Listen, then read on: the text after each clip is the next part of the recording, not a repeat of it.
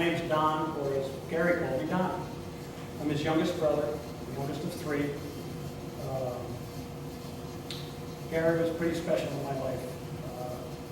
For times, we grew up together. We both grew up in the same house. We have a lot of similarities, actually. We grew up in the same house, but we both wanted our independence pretty early. We both had children pretty early. Gary had his first two by the time he was about 21. I had my first two by the time I was 29. And it was okay. Life in our household was hectic at times, as it is in everybody's household.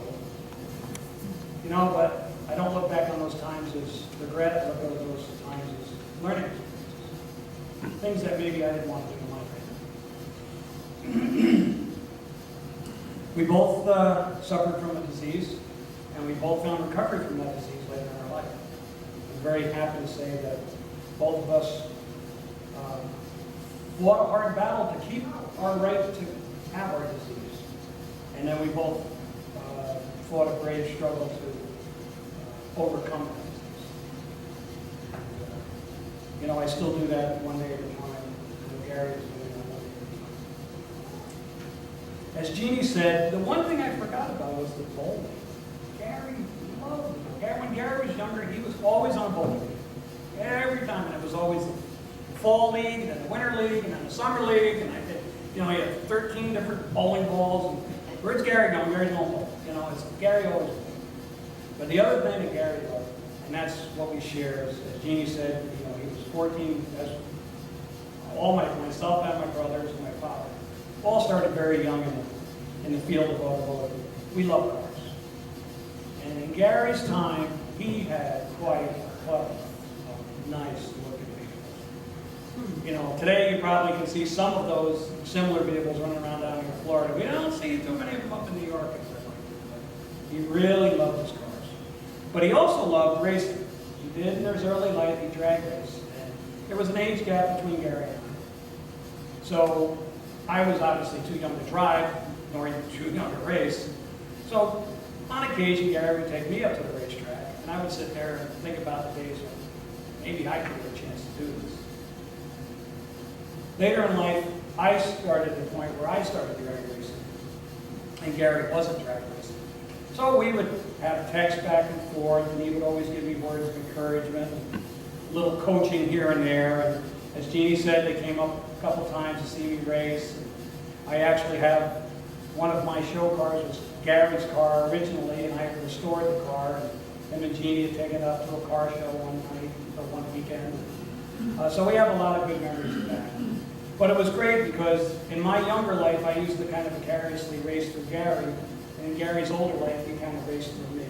That was good. He was always there for, get him next time, or, oh, sorry to hear you broke, or, keep it up, And we always had our chats, and anybody who knows Gary, it was always followed by 1,000 exclamation marks, which I knew that meant he was in earnest about what he was trying to tell us. The last thing I'd like to share about our similarities is we both found love. I found love with my college sweetheart, who I'm still married to this day, and we've been together a long time. We have a wonderful family, and lo and behold, I'm here today, and my wife is not, because she is home waiting for the delivery of our first grandson. Which should be any minute. I'm like the expectant father, so if you see the phone ring and I will read it, I'm waiting for the minute that he comes into the world.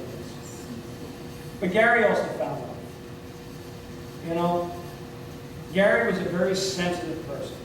I always knew that about him. And he also had a very open heart.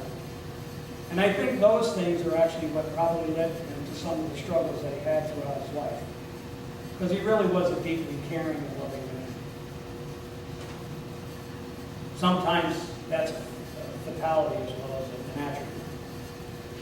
But he found a soulmate, and that soulmate was Jeannie. And I knew he was very happy with Jeannie because I heard that from him. They were in love, and they were in real love. I don't know what more you can say about trying to accomplish something in life. As we get older, we find that material things are so much less important than, you know, the quality things, love, kindness, charity. You know, and as I've heard this morning, and I've known, you know, Gary tried to emulate that the best that he could, you know, toward the end of his life. I told Jeannie a few weeks ago when she had called me to tell me of his passing, and we had some conversation. I said, you know, you got the best of Gary, and she did. He was a fine man at the end of his life. I'm so proud that he was able to die sober and he died in love. I hope I can do the same. Godspeed.